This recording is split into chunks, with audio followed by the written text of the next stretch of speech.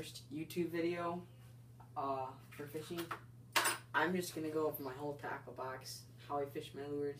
So then when you're watching my videos, you can know why I fish it, unless I tell you otherwise. And then, like, yeah. So first I'm going to go over my soft plastics, but first of all, I'm just going to say I don't have a ton of lures, but they get the job done for me. See, I'm like a professional. So, what I usually like to fish with, but I'm all out of this, is Senko. Right there, I'm all out of those. But I got 2 different colors left of them. I got the watermelon, orange and red. That doesn't do that good. Or the 5-inch baby bass color. Neither of those do that good for bass where I fish. But I just got these big bite baits. They're both like 5 inches. My sister, she caught a couple nice bass on them. First of all, I'm just going to show you how I hook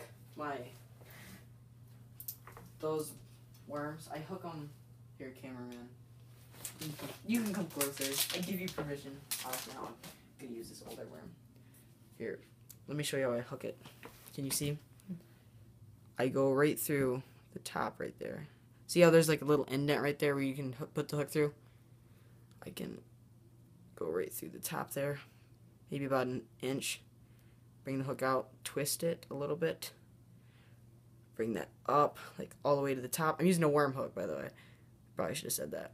This is only how I fish these worms. Then I put that right through that little indent right there. So it pretty much is weedless. Then if the just hooked myself. That's how bad I am. But then if the bass bites it, obviously the hook shows itself. So that's how my sister caught her bass. That's how I caught one earlier today on them, but I've only caught one on them because I just got them yesterday. So that's how I rig those worms, and I think I might just rig my 5-inch Yamasenkos like that, but still keep rigging. Here, I'll show you how I rig my 4-inch. I just do a wacky rig on.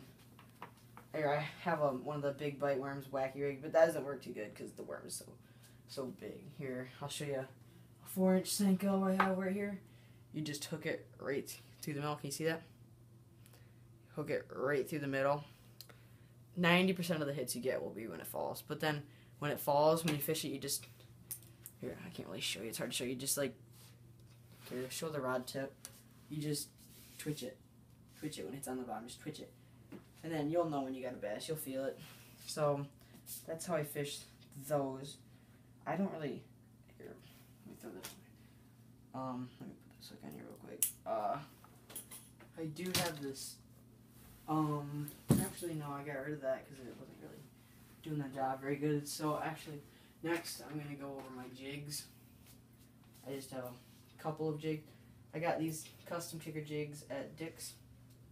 Caught a couple nice bass only on the, here, I'll show you here, can I just show you the jigs, the heads?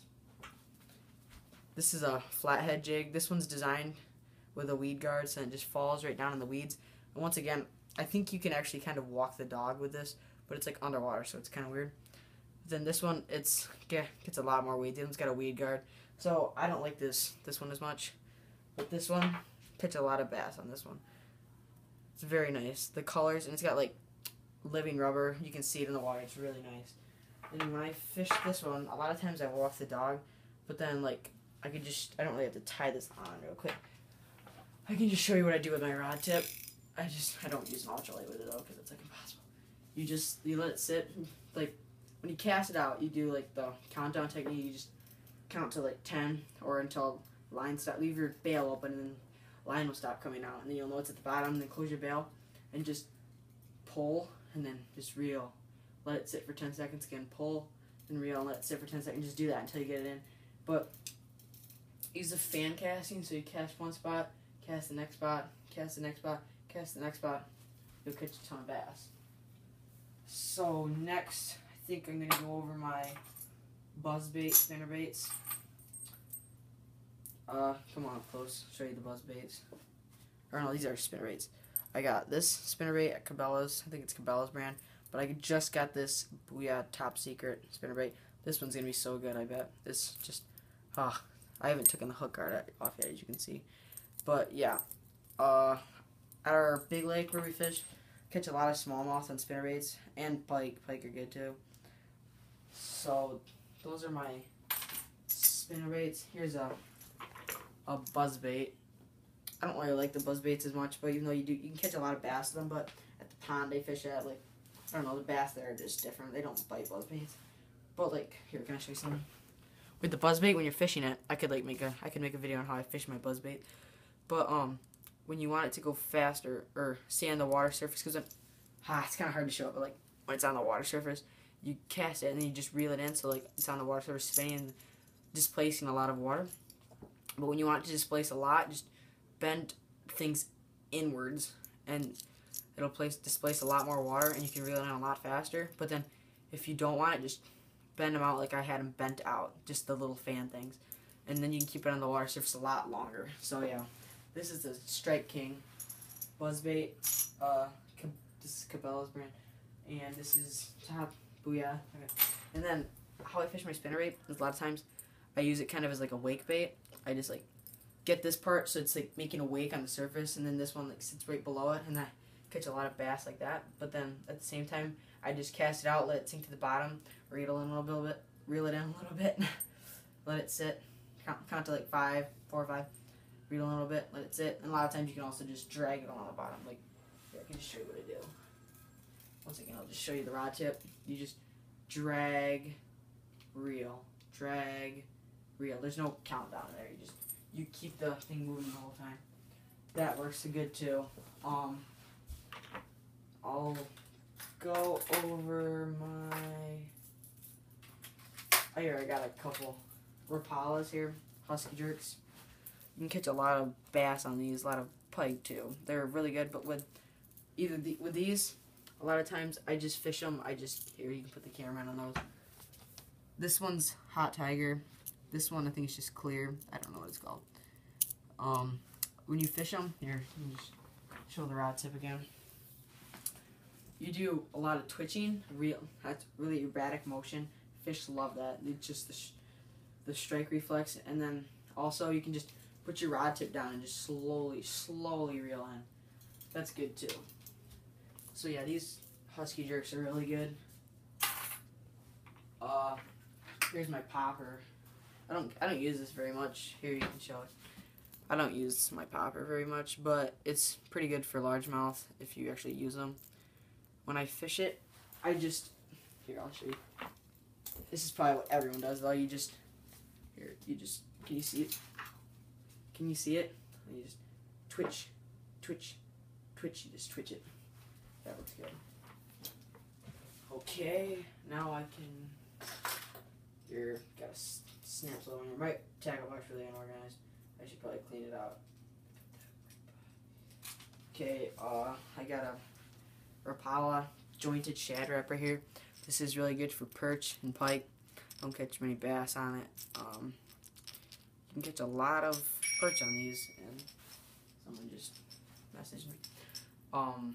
So yeah, when you reel this in, you just reel it in slowly, because even on the box it says to reel it in as slow as possible. You control it too, really slow. And also on the Husky Jerk, yeah, it's a suspending lure. They're both suspending. Next, I'm gonna show you. I should have showed this when I was showing plastics, but this is my bass stopper. It has anise scent, and I also should have said that the big bite baits, they have bite juice, which is like another scent, but the anise scent and bite juice scent smell like exactly the same. So, yeah, I'm probably gonna put that somewhere else.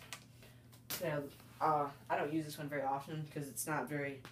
It's just, if you felt it, it's just like harder rubber, so it's like it's not as lively in the water as like a Senko or these take a long time. The big bite baits, just worms, they take a long time to sink because they're really light, and I think that's really good. So next, I'll show you my selection of spoons. I have my wire leader so that the pike don't bite right through them. Okay, let me take that off here. You can come over here, look at the spoons. You see them? This one's really good for pike. it's like a Daredevil spoon, but obviously it's a knockoff. I'm probably gonna get a Daredevil one soon. This one's really good for walleye. It's like a bluegill spoon. It's really small. It's 1/10 of an ounce. I don't know what this one is. This one's Cabela's Fisherman Series Canadian spoon. I haven't really used it much, but it's probably really good for pike. So yeah, when I fish a spoon, I just cast it, fan cast it, and reel it in really slow. And when I fish with a spoon, I also use an iron or a wire leader, so that if you hook like a pike or something, they bite. They don't bite right through the line, you know. Let's get those right up there. Okay, I'm gonna show my mouse. I had a frog, but with this mouse, but it broke because, yeah, I don't really talk about that. But I don't use this very much. I would probably use that on a big lake if I went on a boat for bass over cover, but don't do that very often. So yeah, I don't use that very much. Might just take it out of my tackle box. Here's a crankbait diver. Pretty sure this is I don't even know. I think my guess would be a storm. But this one's really nice for perch. Really nice for perch. Obviously got a rattle. Here, I'll show you my Husky jerks. I think they have, yeah, both of my Husky jerks. If you can hear that, they have a lot of rattles in them too. So that's good for fish. Also my Shad Rat has a big rattle on it. And also when it just goes like that, I'm pretty sure. Because when you're reeling it in, a lot of times you can hear it. And I should probably show you how I fish my diver. It's just like, these are pretty much fished the same way. Just reeling them in as slow as you can. A lot of times, actually, even what I do is I reel it in really fast down to the bottom and then reel it in really slow. So it just bounces off the bottom. Not really bounces, but you know. Just troll it in on the bottom. Okay. Here I got a spinner. Get this. I always cut the line with the snip. This is a really nice spinner. Good, really, really good for perch and walleye. I have it rigged. My spinner. It's got that kind of. I think it's a Colorado blade. Really, really good. For clear water because it's shiny. And then I have a curly tail on it. Really good for perch and walleye. I just reel this in really slow too. That's all I do. That's all to it. Right here, I got my jitterbug. Really good for bass. I was at my favorite pond where I'll be making a lot of my videos. A big bass blew up on it, but it missed it. I missed it. And a lot of times my reflex just caused me to pull it away from them because I'm trying to set the hook. But at the same time, they have to come up, get it, or else you're just going to yank out of them. You got to come up and then go down with it. Swallow it, give them some time, and then set the hook. So yeah, a lot of times I cast it, then I let it sit. I count to 10, let it sit there. So if there's any bass with there, when I start moving it, they're tempted to bite it. So yeah, that's what I do. I just reel it in, stop, reel it in, stop sometimes. And at the same time, a lot of times I just reel in the whole time, really slow.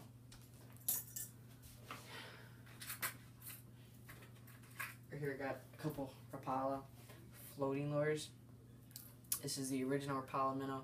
Really good for bass, and perch, because it's like perfect size. It's just, I think this might be one of the small sizes. I also got a trout looking one. Haven't caught many fish on this one. Caught quite a few fish on this one though. When I fish with these, if I can show you, I either just reel it in because it's got the wounded bait fish action, or I do it like what I did with the Husky jerks. Just twitch it, reel, twitch, reel, twitch, reel. That's really good too. A lot of times even I just reel or twitch, reel, and then let it float, and then do the same thing. That works really good too. Okay. Alright. All I got is a few curly tails up there. Senko right there. So yeah, that's about it here. I'll show you what I got rigged up on the two fishing poles I'll be using in the videos. Right here I got a Samurai ultralight rigged with the Mitchell Avocet 5 with 8-pound mono. That one's more for when I go either bass or bluegill, jumbo bluegill fishing. Here's my Inferno by Field and Stream Fluger President reel. really good. 10-pound braided with an 8-pound leader, which is kind of dumb. I'll have to change that setting. And then I have it rigged up with a wacky hook right now, but because I was bass fishing earlier today, and obviously I was trying out these big bite baits. Okay, so that's what I got on my poles. And when I say wacky hooks, here's what I'm VMC wacky hooks. That's what I'm talking about. So yeah, that's pretty much just a rundown on my tackle box. As I said, it's small. If you want to look at it, right up here, I just got some sinkers right here. I had a container with a snap swivels in it. Got line cutters. Here's what I have. I got 2 sets of pliers. My bad. One's smaller, one's longer for getting hooks out. They both have line cutters right on, but I usually use the line cutters because they're sharper. So that's what I have in my tackle box for utilities. I got a couple empty containers. So yeah, that's pretty much it.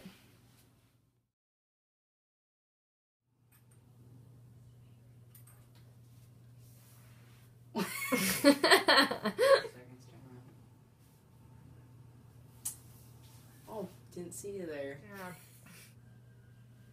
Hello, welcome to my first YouTube video of fishing. Well, pretty much just my first. I'm gonna like go over my whole. You can't do that. You can put these at the end of your. Gerrit, that's like 7.